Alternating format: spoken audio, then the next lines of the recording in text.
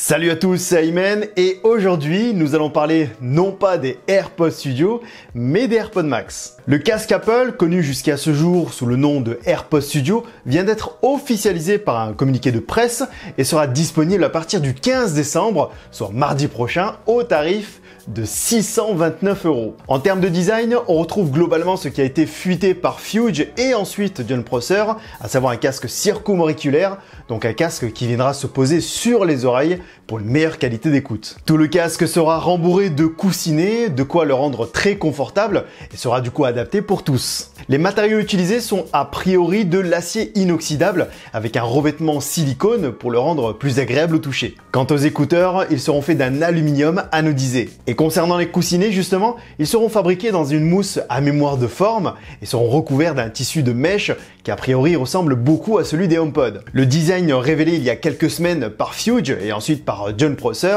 ont été plus que fidèles à la réalité. On retrouvera au-dessus d'un des écouteurs une couronne digitale exactement le même que celui de l'Apple Watch et permettra de régler le volume, de changer de morceau et de répondre aux appels et aussi d'activer Siri. Ce casque, c'est AirPods Max donc, sera proposé en 5 coloris différentes, soit en argenté, en gris sidéral, en bleu, en vert, en rose, soit exactement les mêmes coloris que pour l'iPad Air révélé en septembre. Concernant ces fonctions maintenant, on retrouvera globalement les mêmes fonctionnalités présentes sur les AirPods Pro. On retrouvera donc la réduction de bruit active, une fonction qui permet d'annuler le bruit ambiant. Le mode transparence qui est un peu le contraire de la réduction de bruit active et qui va permettre tout simplement de laisser passer le son extérieur et du coup d'éviter de vous couper du reste du monde. Il sera aussi muni de l'audio spatial, une fonction implémentée sur les AirPods Pro qui va permettre d'avoir un suivi dynamique des mouvements de la tête et du coup offrir un son de qualité surround, digne d'un cinéma. En tout cas, c'est comme ça qu'Apple le qualifie. Ce casque intègre pas mal de capteurs, comme un capteur optique,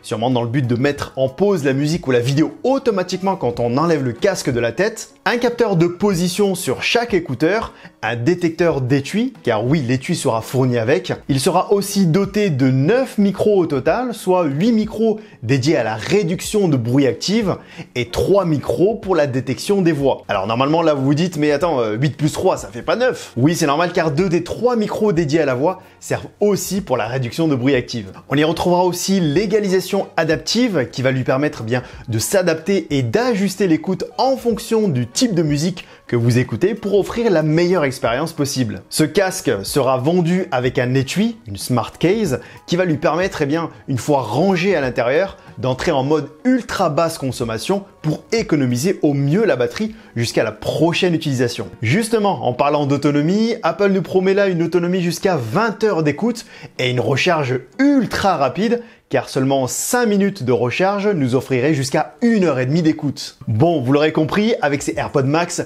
Apple vise le très haut de gamme, surtout pour un tarif de 629 €. En tout cas pour ma part, je trouve le design très réussi et les fonctionnalités très intéressantes. Mais quand on y réfléchit un petit peu, on pourrait presque dire que ce sont tout simplement des AirPods Pro en version casque, car on y retrouve plus ou moins les mêmes fonctionnalités, mais dans un format complètement différent, qui ravira sûrement tous ceux qui étaient plus ou moins réticents aux écouteurs intra-auriculaires et surtout ceux qui pourront se permettre de mettre ce tarif-là pour l'acheter. Alors bien sûr, des écouteurs, quels qu'ils soient, n'offriront jamais la même qualité d'écoute et le même confort d'utilisation qu'un casque, mais dans ce cas précis, est-ce que ça justifie réellement un écart de prix de près de 400 €?